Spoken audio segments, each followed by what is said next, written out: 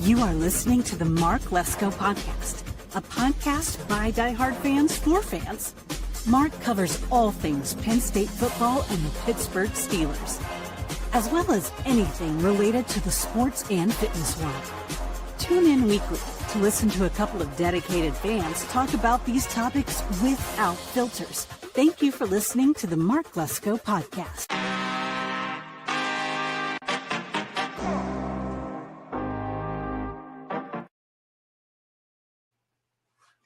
What's up, mateys? Welcome to the Mark Lesko Podcast. I'm your host, J-Rod, and this is Pirate Central.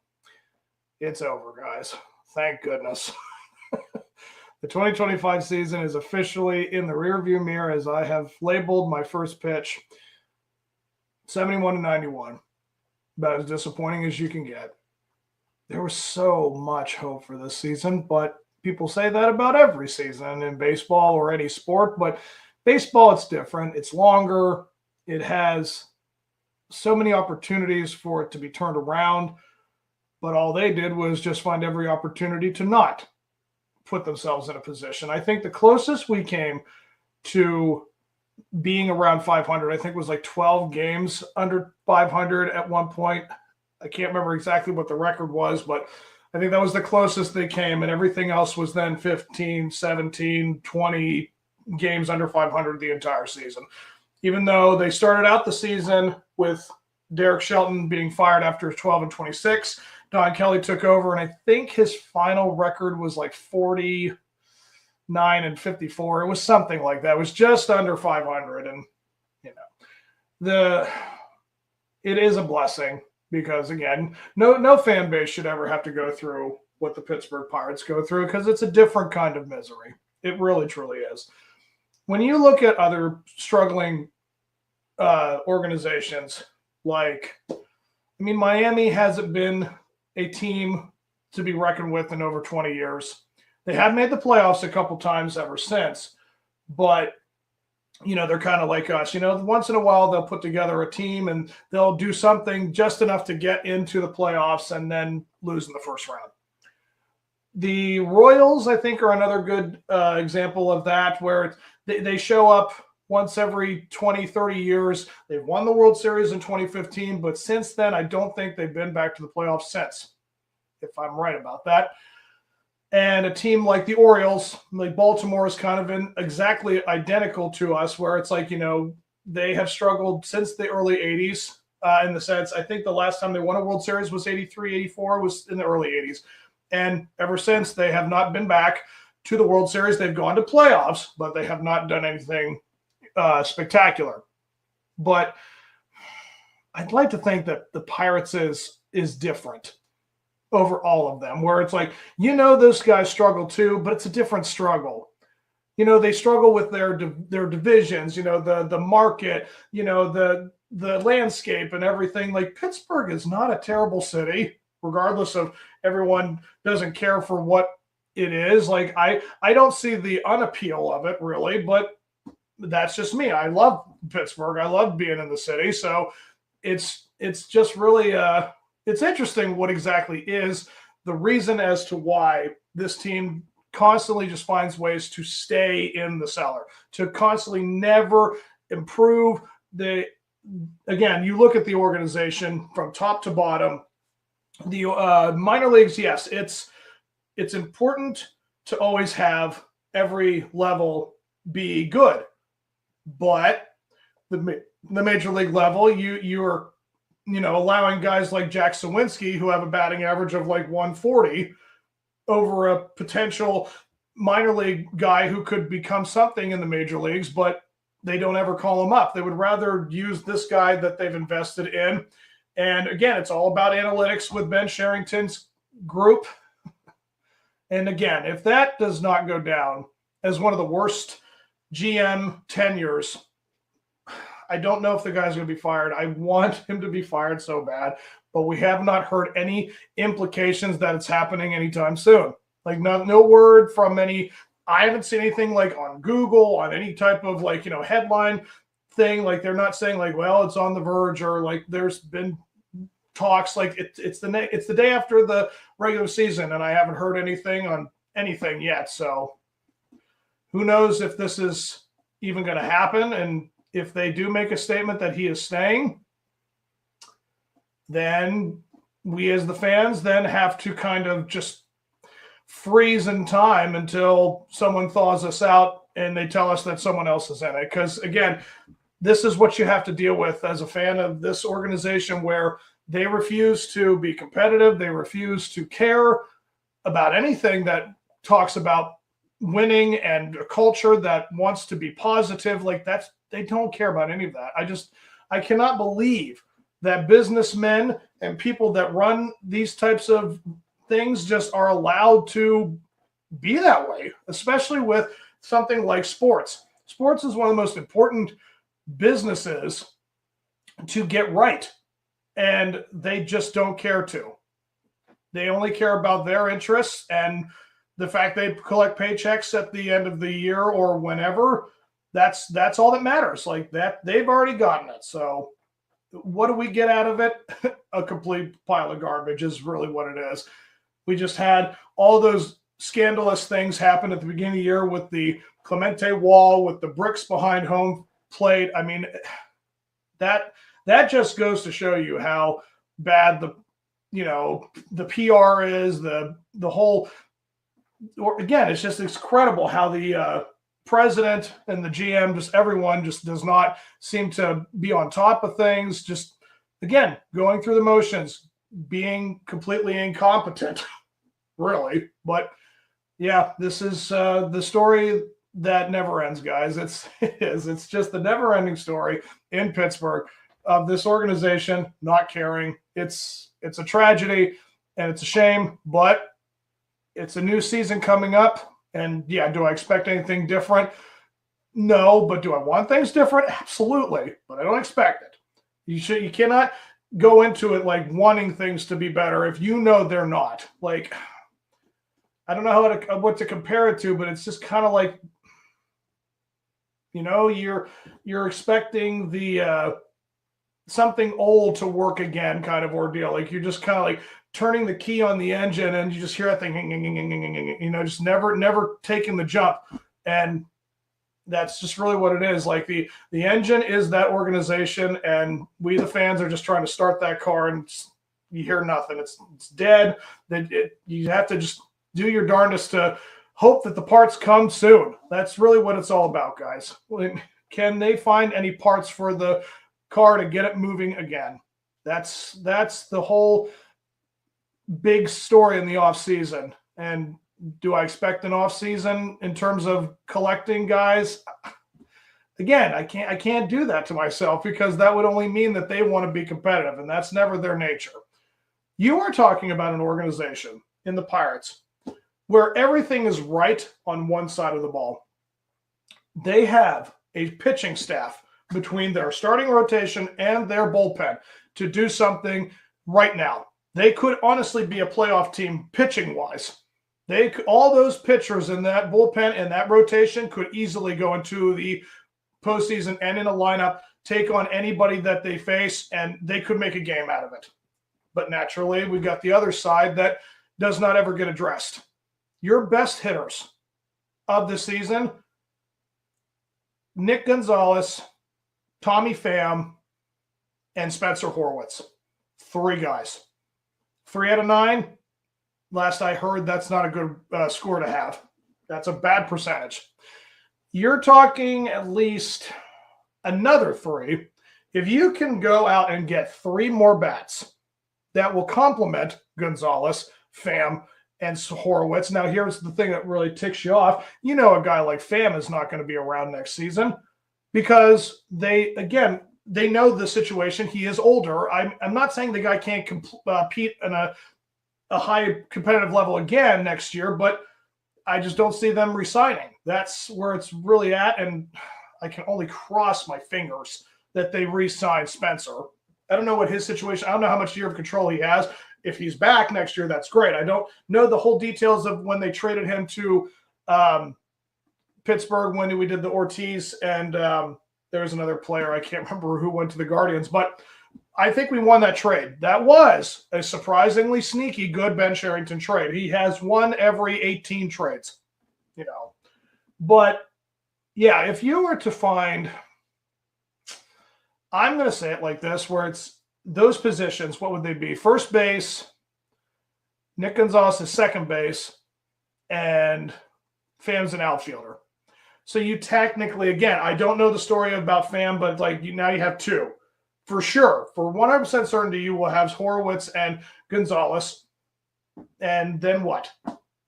You have to go the entire outfield to scan to see what you have. Because as far as I'm concerned, this seems like this was McCutchen's last season. And if I could have a soliloquy for the man, I would do it in a heartbeat.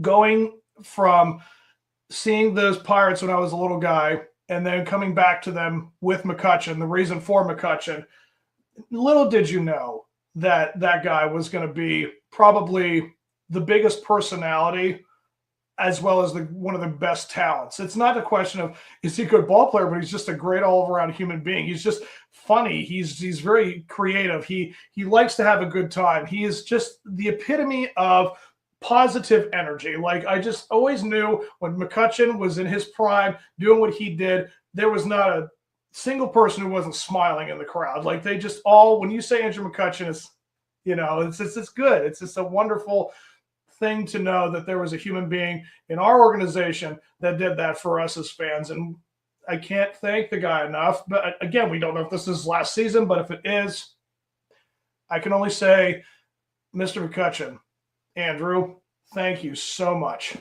for all those good memories. There were some absolutely epic moments at PNC Park in the regular season. I remember the one series we had against the Cardinals. And it was tough because he was the last at bat of the game 4, and it was a tight game between Waka and Cole, and it was tough. No, who was that? It was Waka and there was some other pitcher we had that I can't remember off the top of my head. Shoot, I know Waka was the pitcher for St. Louis, but it was a great close game. But Cardinals did enough to do something. We were down by 2 runs, and it was the 9th inning. McCutchen had a chance to get a hit, and he popped it up. And it was just like, I just felt like that was the end of the series. Even though we still had one more game left, we took on Adam Wainwright, and I knew it was over the minute we faced him. So it was truly a thing to behold, though. If you just look back, I mean, I love knowing that I have, in my lifetime, when I'm an old man, I can say to people when they talk about Pittsburgh and how many years of crap they were, you know, it's like you always had Kutch.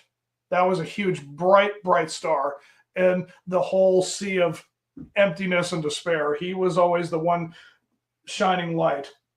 So it was a great thing to see. I was very honored to have watched it all those years. So again, if it is, just thank you, Andrew McCutchen, for everything you've done. It was the greatest I could have asked for. So I thank you, bud. But getting back into this topic, which again, great, you know, let's just dive back into this crap fest, but it's just what it is. Yeah, you're looking at constructing the entire outfield, just going getting new guys. Maybe somebody from the organization, you know, we didn't see Billy Cook. I know we saw Nick York a lot, but I don't think we ever saw Billy Cook. Valdez, the kid, I believe in AA, he sounds like he's going to be coming into the AAA affiliate at some point. Of course, Connor Griffin could be our new star center fielder. But yeah, Tamar Johnson might very well be a chance to do something. Maybe he could make the second base spot and they put Gonzalez over at shortstop.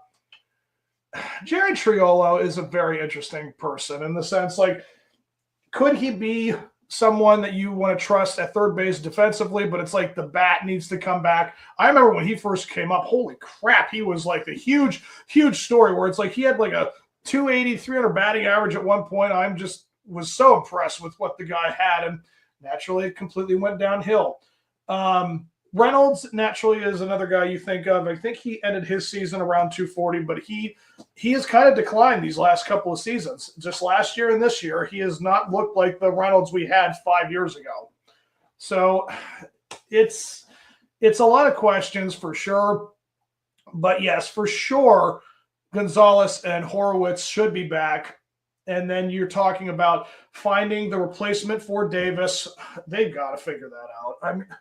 I'm so tired of this whole question of like, well, we need a good catcher and they frame well, but they can't hit. And then it's like Joey Bart, he has the better bat, but his framing work is pedestrian compared to Davis. It's just finding both. I understand you pay a lot of money for these people. And again, it always comes back to money and what we don't spend or what we will be cheap about, which is what, always puts you in that situation where I always feel like you have to refer to the Moneyball thing with, the A's, where it's just like, I'm not asking you for tens of $20 million. I'm just asking you for a little more, and you will get that championship team. And that's the thing. We do have a championship team for the pitching staff. They are all ready to do something. And 2026 has every opportunity to do something. But again, we know what they're not going to do. So it's unfortunate and it's a shame. But looking back on this season again, not talking about it ever again, just always going to be talking about it when we bring up the seasons in general. We'll just always go 2025. Always shake your head. Just the year of disappointment. So looking to the future, let's just talk about the recap of the Reds and the Braves. I mean, yeah, we took 2 out of 3 from the Reds. Still got into the playoffs, though, because the Mets cannot beat the Marlins. Didn't want to show up against them. And then I saw just right after the series, Pete Alonso is going to be out of his deal, going elsewhere, going to be a free agent. Great. He'll probably go to St. Louis, make them, just rejuvenize them and galvanize them back and put them in the conversation of MLB Central. And then we'll be stuck, 5th place once again in 2020. This just seems like this is all storming up to be a great setup for him. So anyway, so yeah, we got 2 out of 3 from the Reds. It was a close game for the last one, but they just beat us barely. And then the final game series of the season, I believe did we take 2 out of 3 from Atlanta? I think we did.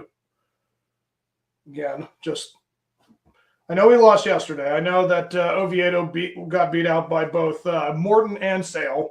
Yeah. Final was 4-1 the other. Yeah, we took 2 out of 3 from the Braves as well in Atlanta. And yeah, that was your season. Yeah. Again, you just look at the last game of the season and you see what these numbers look like. It's just unbelievable. For the Pirates' final batting averages, Triolo, 227, Gonzalez, 260, Pham, 245, Sawinski, 147, McCutchen, 239, and Reynolds, 245, Horowitz, 272. I think he had the best batting average of the entire lineup. Bart was 249, Canarios, 218, Cruz was 200, which is why I don't think he's going to be back. I mean, you cannot have a guy regress that much just because he has home runs. It's like you can't have another Pedro Alvarez situation. It's just not worth it. It's not. Nick York had 232. That's okay. I mean, that for his first handful of games in the majors, I mean, I will take that over 140 for sure. And Flores, 200, and Devaney, 139. Yeah, there's really no options. There's no real answers right now when it comes to what you just saw from that sample size. And yeah. But, you look at the pitching again. Oviedo, 5 innings. He gave up 2 runs, and one of them was a home run. I think, yeah, so all the runs were a home run. So he ended it with 3.5 on the season that he had. I think he only had a couple starts, but still, just enough where it's like that he could be an option next season. Hunter Barco, 3 strikeouts, 2 innings, great numbers from him. And, Yohan Ramirez, he ended the season 5.4, which isn't great. It's not actually good, but, it's better than what's his name? Holderman. Yeah, that they definitely didn't do anything as bad as Holderman. So in the end, they had won the last 2 series. So, I mean, they kind of ended on a high note, but it just will always leave a bad taste in your mouth when you bring up 2025. But guys, we moved that into the rearview mirror. Like I said, it's in the past. Let's move forward. 2026, guys. From this point forward, we're in the off season now, and all we can do is just be Pirate fans and hope. Like, that's what you do. You're a Pirate fan. Today is day one of 365, and you're going to get to spring training, hopefully with some good news. But again, it's not up to us. We can only just hope and pray that these guys figure things out, turn things around. Someone gets in their heads and flips the switch. But now let's talk about what I really enjoy talking about. Wait till you guys know, like, I enjoy the playoffs for the MLB the most. I think that it's the most unique structure. I love the wild card system they've inserted. I like everything about it. Like, the playoffs for me is everything. Like, NFL, it's like you see it once a week, yeah, but like with baseball, it's every other night or every night. It's just I love seeing so much good competitive baseball. Like, this is it, guys. These are the best of the season, and that's really, of course, what everybody likes to see. So let's get right into this one. There it is, guys. The playoff picture. So if I'm correct about the schedule, I think the very first game is tomorrow afternoon at 1 against the Tigers and the Guardians. I want to see if that's right.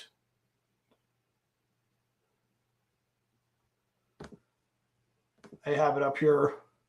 Yes, the AL Wild Card Series is Detroit at Guardians on ESPN at 108, and the next series is game is going to be at 3:00 with the Padres against the Cubs on ABC, and then you have the 6:00 game be the Red Sox and the Yankees. My goodness. Again, guys, we're talking 115-year history, like the greatest rivalry in all of sports. We always know that the Red Sox and Yankees, they're known for their crazy, series, but for them to do the first wild card series together, they always met in the division games, and they were always legendary. And then 9:00, because it's on the West Coast, it's the Reds against the Dodgers. Yeah, that's what you have to look forward to. Oh, guys. Now let's take a look at a little deep dive into what I think is going to happen in the wild card series. I don't want to go too far into the predictions. I just want to kind of go through these first rounds. Best of 3. So because I said them like I did, I'll go in the order that I just spoke. So the Tigers taking on the Guardians in division. It doesn't get better when you face your own division in the first round. Again, you're talking about Boston and Yankees. This is a very unique series. I am very curious to see what is going to take place because, again, you watched how Cleveland just came alive in the last month and a little bit in August, and they completely just went into their own. Like, it was one of the coolest switches you will ever see probably in the history of the game. They were 15 and a half games back at the middle point of August, and they won the division over the Tigers, who had everything going, and they had one of the most epic collapses of the season. Like, that was unbelievable. They were so high and they were doing great, and everything fell apart. But does that mean that it's going to spell doom for the Tigers and victory for the Guardians? I mean, I can easily take a look at these lineups. So what do you have?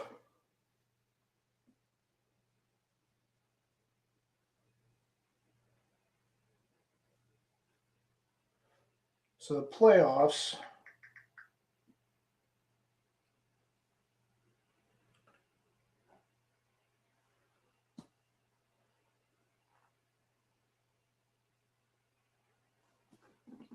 Sorry, guys. It's just taking a little while to load. So Scooble is pitching in the first game, but they haven't decided on the Guardians just yet. With the rosters,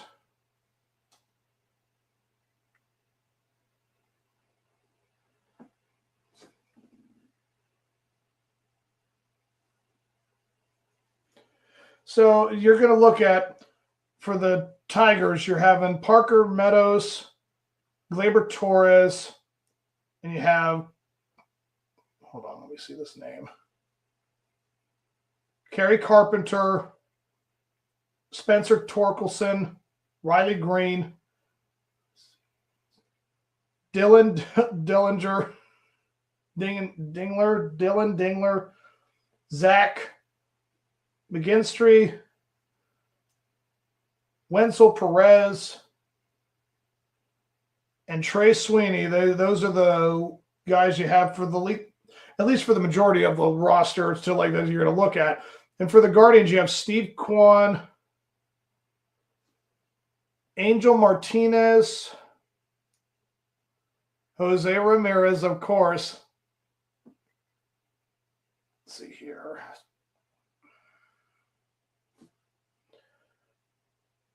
Sorry, guys. This thing takes a while to load. David Fry,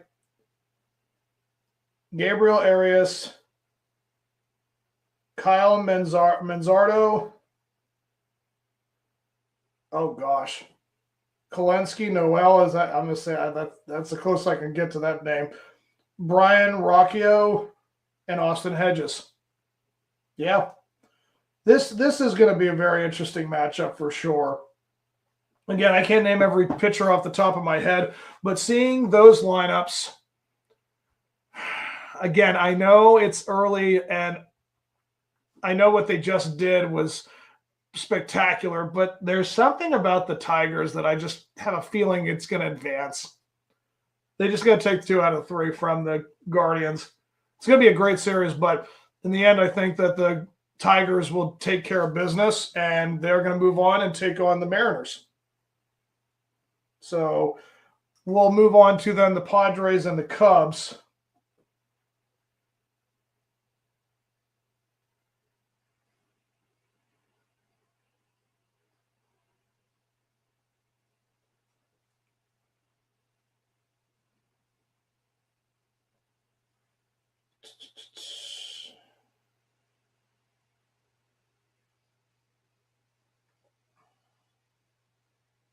Sorry, guys.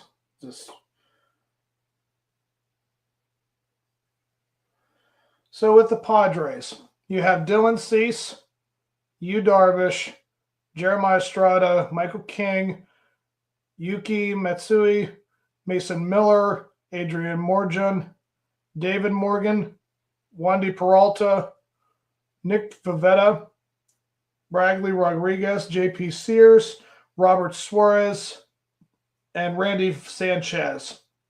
Randy Vasquez. That's the pitching staff. Like, again, Dylan Cease, incredible. Yu Darvish, we've always known that name. Mason Miller was the acquisition from the A's. He is an amazing closer.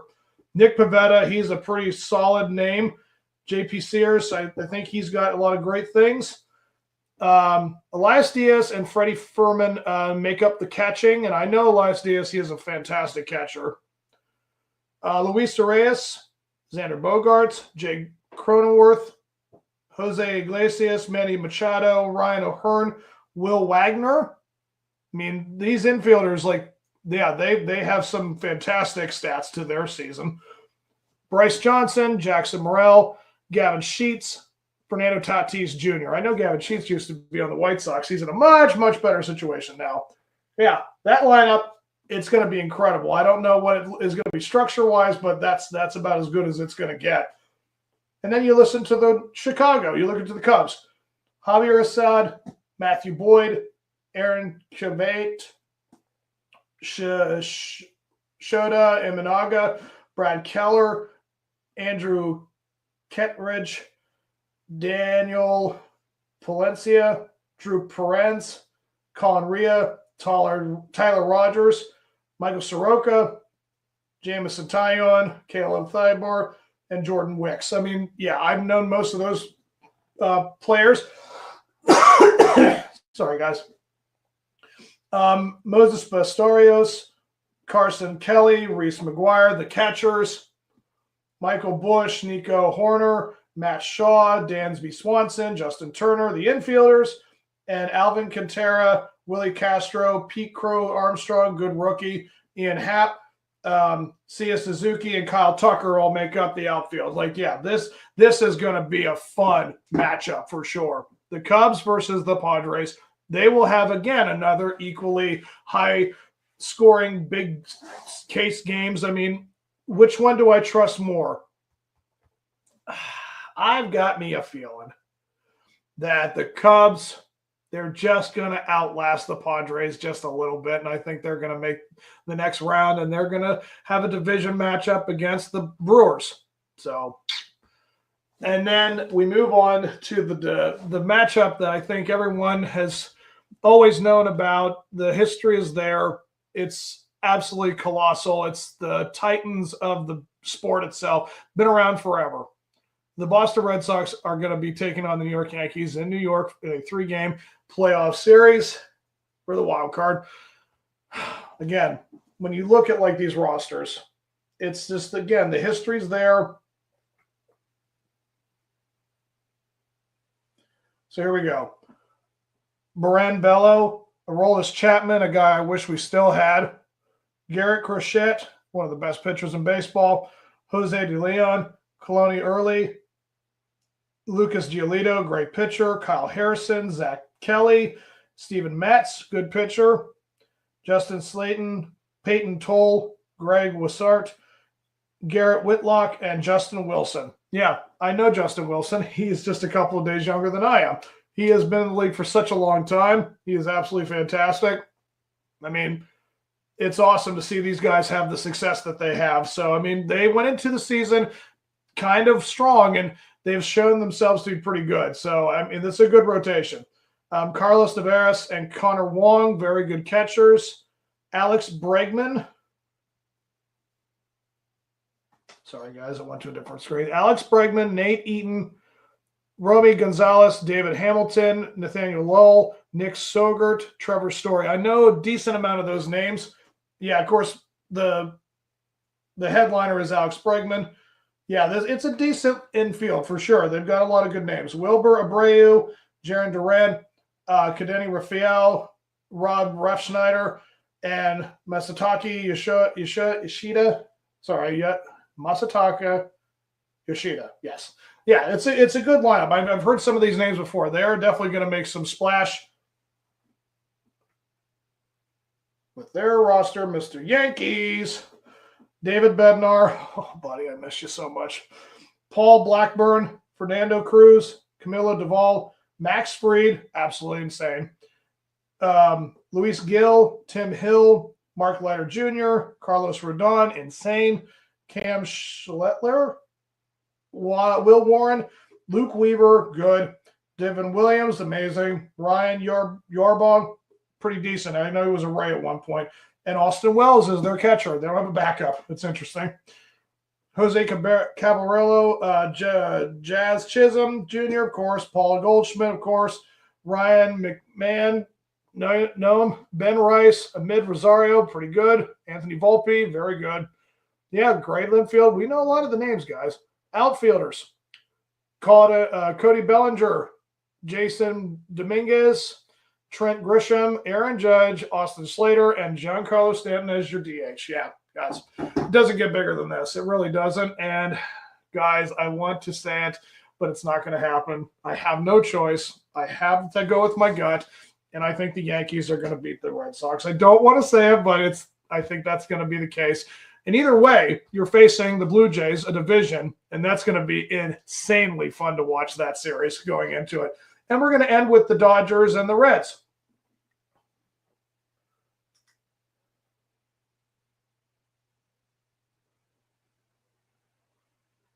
So let's listen to these Reds lineup. Andrew Abbott, Graham Ashcraft, Scott Burlow, Chase Burns, Hunter Green, Zach Little, Nick Lodolo, Nick Martinez, Emilio Pagan, Connor Phillips, Tony Satilian, Brady Singer, and Brent Suter. Yeah, I know a lot of those pitchers. Again, I see them every division round in the season. So Tyler Stevenson and Jose Trevino, yeah, they're all pretty well-known, established.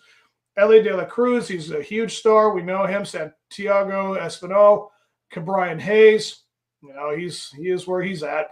Novello Marte, Matt McGlane, Spencer Steer, Sal Stewart. I mean, yeah, I know a couple of those names. Miguel Andujar, I know that we used to have him. Bill Benson, TJ Fiddle, Austin Hayes, and Gavin Lux. Yeah, those are very good names, and that's a good lineup.